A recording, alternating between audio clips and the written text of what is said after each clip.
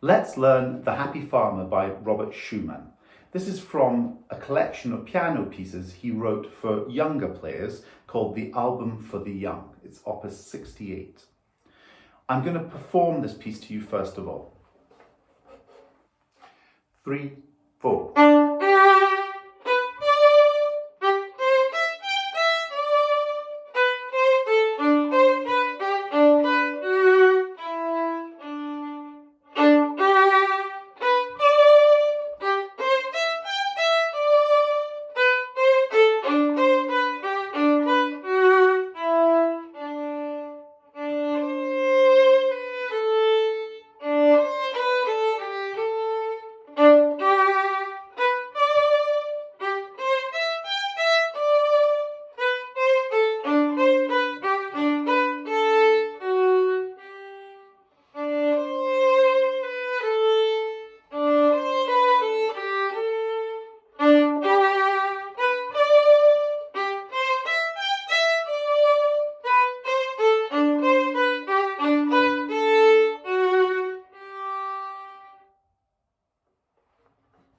So it's a cheery piece, and it's infused with different characters which are described by different motifs.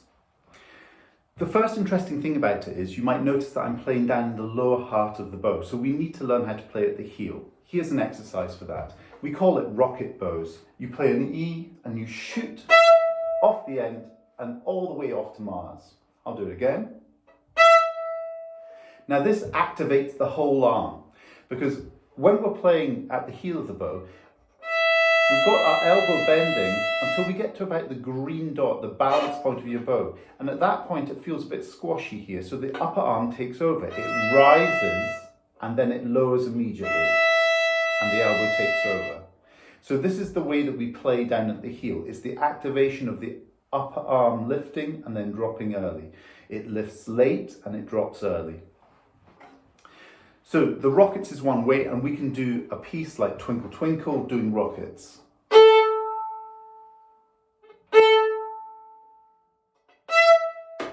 Oh, like that. Try not to hit the ceiling. There's another exercise that we could do, which is to move your whole bow hold. Just slide your bow hold up the bow until you reach your balance point, dot, and then you're going to play at the heel of the bow. So if I show you, I'm playing down in the lower part, just underneath the silver and the lapping. So I'm going to play Piccadilly Circus Twinkle.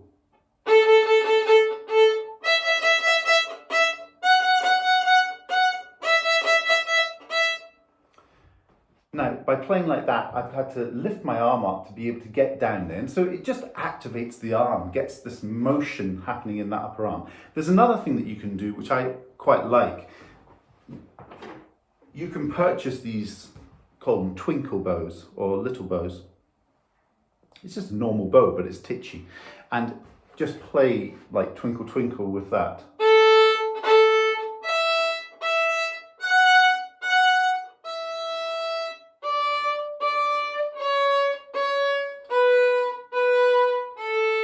And that just activates the motion of that upper arm back and forth, and you don't have any choice because you can't extend beyond this size of bow.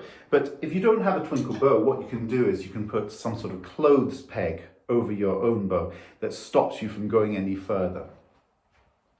Now, at the very beginning of this piece, we have a dotted rhythm, and this is actually quite confusing. Very often people, as a warm-up, would play G major, the piece is in G major, although it hints at going to D major. It does go to D major and then back to G major.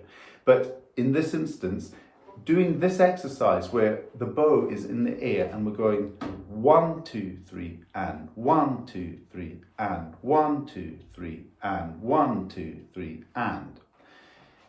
Getting used to 3 quavers in a dotted crotchet is important, with a stop in the 3rd quaver. So I go 1, 2, stop, and 1, 2, stop, and. And the and continues in the same direction of bow. So I can try that on the violin, just on the D string. If I go 1, 2, stop, and 1, 2, stop, and 1, 2, stop, and 1, 2, stop. In Scotland, we call it hooked bowing because we have lots of pieces with this sort of hooked bowing technique.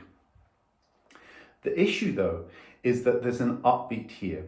And to practice what I've just shown you in terms of 1, 2, 3, and 1, 2, 3, and actually is not so helpful to this particular piece of music, because the and part belongs to the next note. So the upbeat belongs to the following note, not the note that it's just come after, although the bowing is in the same direction. So let me show you what I mean. It's better to call this hooray, hooray. So hooray bowing. And if I play G major, I'm going to play like this: 3, 3, A, 1, 1, low 2.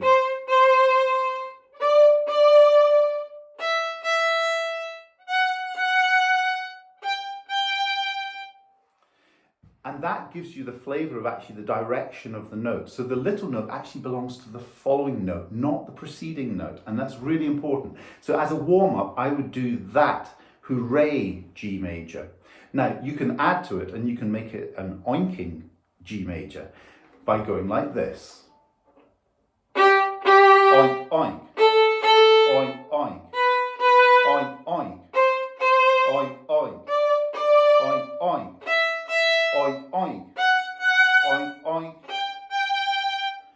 Now, that is beginning to respond to one of the characters in this piece. This is about a farmer going around his farm, and I'm going to say some words for this particular piece. So it goes: I love to sing, I really love to sing, I love to sing as I go round and feed my sheep. I love to sing, I really love to sing, I love to sing as I go round and feed my sheep. I love to laugh as I go round my farm. I love to sing, I really love to sing, I love to sing as I go round and feed my cows. I love to laugh as I go round my farm. I love to sing, I really love to sing, I love to sing as I go round and feed my cows. So the structure of the piece is actually A-B, and the A section is basically repeated. It's this twice.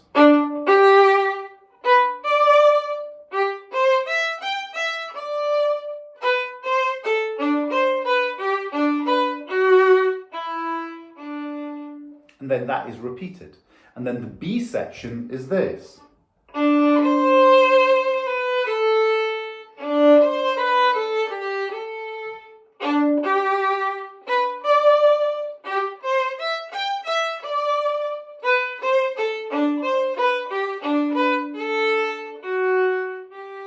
Which is then repeated.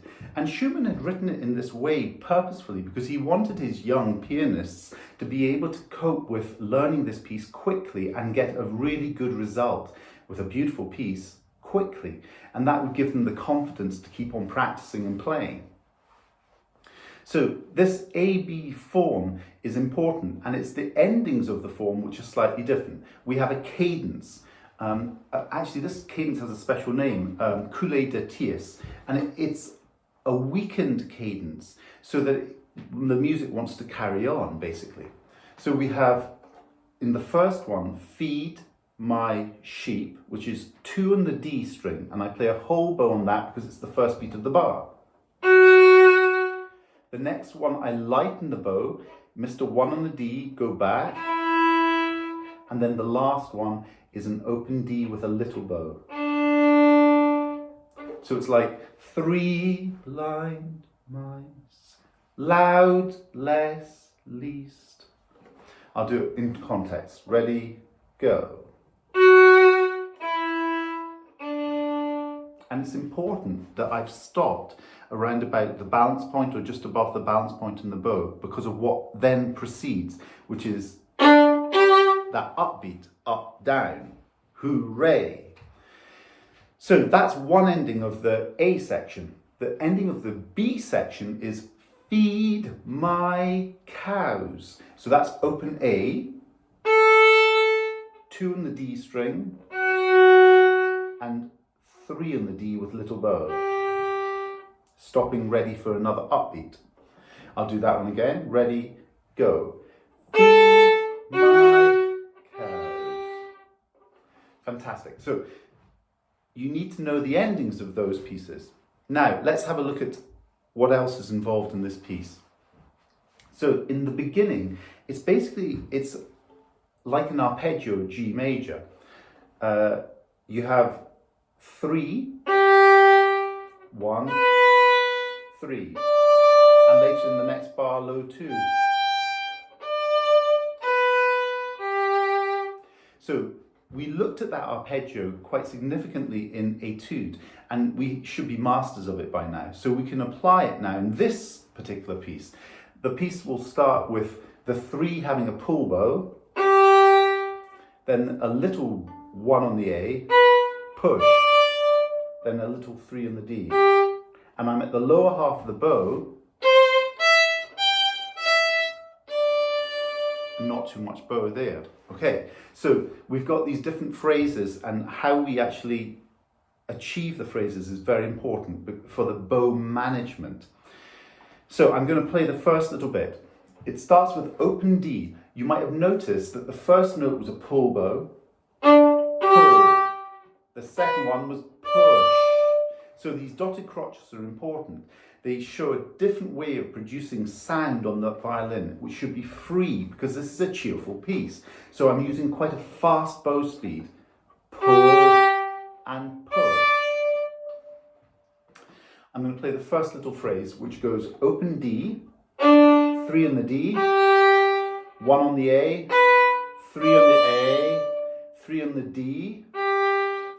Now the next bit is a little arpeggio which goes low 2 on the A, E, low 2 on the E, back to open E. Low 2 on the A, open E, low 2 E, back to E. And now I put 1 and 3 down on the A string, and although it is a dotted crotchet, I don't pull the bow fast because it's the end of the phrase and I'm going to be below the middle. So slow bow. Now I go back to my 1 on the A, up bow, then low 2 on the A with little bows, open A, open D, low 2 on the A, 1 on the A, 3 goes over to the D, open, back to 1 on A, and now feed my sheep. 2 on the D, 1 on D, open D, little bow. And that's then repeated. That's the A section, the structure of the A section. We're going to look at the B section now. In the B section, the articulation changes. Articulation is how we join one note to the next note. This is much smoother and it's a gentler feeling. So we have these two characters. We have the cheerful character of section A, and then we have the more lyrical section, which is section B. We have open D, going to low 2 on the A, 3, then 1 on the A, smooth, open A, then open D. Now, this isn't a hooked bowing, this is a smooth bowing. It goes...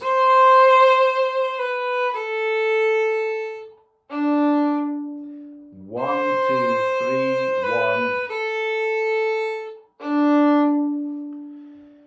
Then after that, we have this little scale, low 2 on the A, 1, A, 1, 3 block, and I use a 4 here. You could use open A, but again, I've only used a little bow. So if I play the first part, which I was singing as I love to laugh as I go around my farm, it's open D, smooth, connect,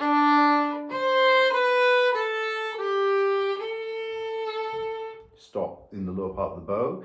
Then we get a recurrence, seemingly, of the A section, which is more more cheerful.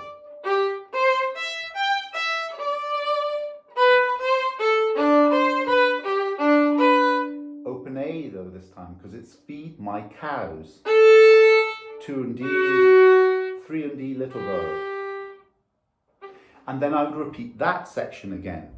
So you can see how the structure is very important to understand it, and the words are really helpful in knowing where you are in this piece. It's worth looking at some of Robert Schumann's other works and listening to them just to see what an incredible composer he actually was. He set out to be a pianist, but he didn't quite make the standards of being a really top concert pianist. He also picked up an injury, maybe even a dystonia in his left hand, but he did play the piano all the way through his life, but he just wasn't good enough, basically. But he married a fantastic pianist called Clara Schumann, and she played a lot of his works. There's a big difference. They became friends with another composer called Brahms, and the difference is that Brahms was a really good pianist and so could play his own works. The difference here is that Schumann wasn't quite a good enough pianist to be able to play his own works to that level that he wanted them performed, but his wife was. So she used to play his works all over the world. She was an extraordinary lady and an extraordinary pianist, and it's worth looking her up and learning about her both as a pianist and composer. We're becoming more interested in the works that she actually composed. But of her period of time, she was one of the world's greatest pianists. So we've looked at all these different characters. I'm going to just add one element to this, which is you need to know what's going on in the piano part in this piece. And while it might be fun to do a oink oink G major scale, there is a reason for this. It's the character of a pig, but it's there in the music. So the music in the accompaniment goes like this. Oink oink, oink oink, oink oink.